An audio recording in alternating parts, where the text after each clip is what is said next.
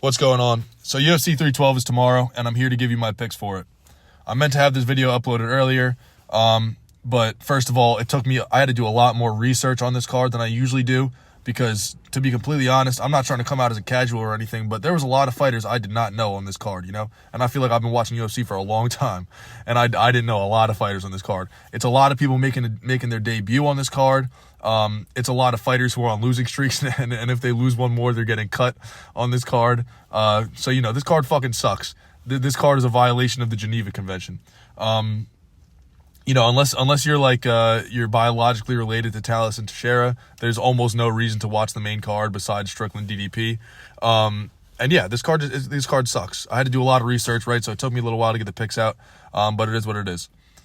And also, like I said, my first leg that I had on the parlay, it was Sung Young Park. He got dropped off the card because the guy he was fighting missed weight. So yeah, anyways, as always, I'm going to bring you guys my parlay for UFC 312, and I'm going to show it to you now, so if you just want to tail it and move on with your day, go ahead.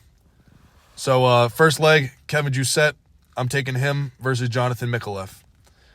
Second leg, I'm taking Vyacheslav Borshev. He's a dog. I love Vyacheslav Borshev against Tom Nolan. And last leg, I'm taking Sean Strickland by decision. Now I'm going to give you my rationale, right? So like I said, in the first leg, I had Hyun Sung Park. But as I was in the process of recording this video, I saw that the fight got canceled. So I had that was literally this morning. So I had to make a new pick. I watched a bunch of Kevin Jousset's fights, and I watched two Jonathan Mikulev fights. And I have to take Kevin Jousset.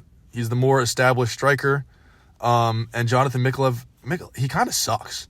If you go watch his, I think he had a title fight in some Australian promotion. And his striking defense is fucking horrible. He shoots takedowns, and he's somewhat, he can shoot it. He has a nice double leg. He can shoot a takedown. He's somewhat strong on the ground. He has 3 wins by submission, but on the feet, he's really sloppy. And I think Jousset is the more polished striker here. And Jousset also has more professional experience. Like, yeah, he lost to Brian Battle in his last fight, but I think Brian Battle is really good, much better than Jonathan Mikulev. So yeah, I got faith in Air Jousset in this one. You thought I was going to lose a fist fight to a French dude? Y'all thought I was going to lose a fist fight to a French dude? Anyway, if you're feeling risky, I would take Air Jousset, Kevin Jousset by KO. Like I said, I only watched 2 fights by Mikulev, but his striking defense, it seems really bad to me. So if you're feeling risky and you watch one of Mikulev's fights and you agree with me, I would take him by KO. Or I would take him to lose by KO because I have no faith in Mikulev's chin or his striking defense. So in the next leg, I took Vyacheslav Borshev against Tom Nolan. And it is scary picking against Tom Nolan because he could at any point just decide to live up to his potential. He's really young. I think he's 24 with sick fucking measurables for the lightweight division. He's 6'3". Like that's really, really big for that division. But he hasn't lived up to the hype he once had, So like, sure, by all means, you're taking a big risk when you make this bet because Tom Nolan could just figure it out, put it all together, and fucking kill Vyacheslav Borshev. Like that could happen. But I haven't seen it happen yet, so I'm not going to bet on something to happen that hasn't happened yet. You know what I'm saying? Like I'm not going to bet on Vyacheslav, or I'm not going to bet on Sean Strickland by first round knockout. He just doesn't do that, right? So he could, but he probably won't, right?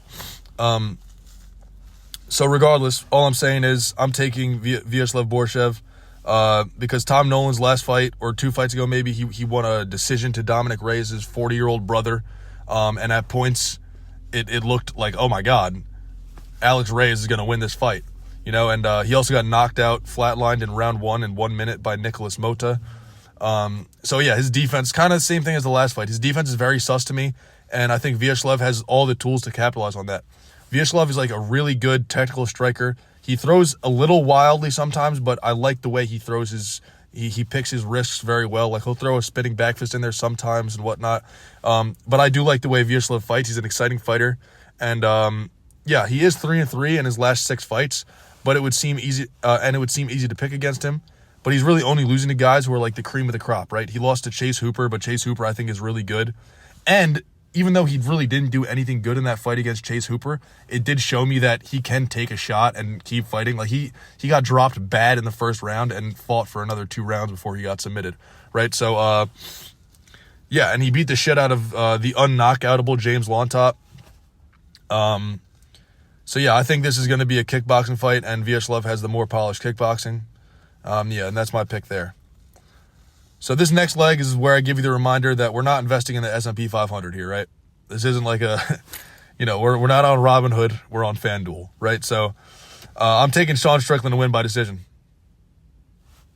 Just letting you guys know. I'm taking him to win by decision. I see why he's not the favorite. I see why people think DDP is going to win. I even probably think DDP is going to win. But I don't really like any of DDP's odds too much, A. And B, I do have faith in Strickland. Obviously, I do think DDP is as good as everyone says he is, but I think Strickland's style is like the only non-Hamzat style that can beat DDP in this division. Like, DDP's style is very chaotic, and he can really overwhelm most people in the striking, but Strickland is the best defensive boxer I've ever seen in my life.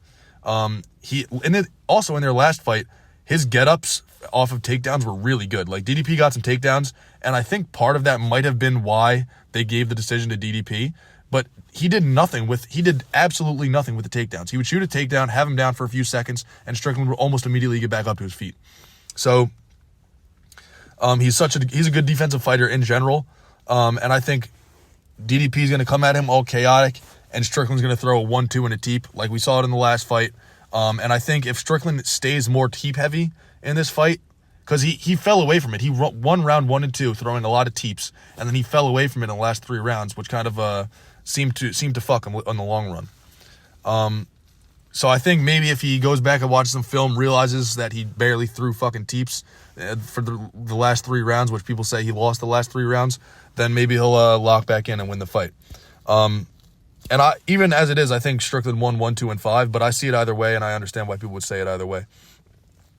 At the end of the day, I see that this is a risk, and the staff allegations are scaring me, but I'm not changing my pick. People are saying Strickland has staph. He might. I saw it on his arm. I don't know. I'm not a doctor. He seems fine, so, we'll see what it is. And yeah, I hope you guys enjoyed. Thank you for supporting the last 2 videos. More to come. Let's get money, fellas.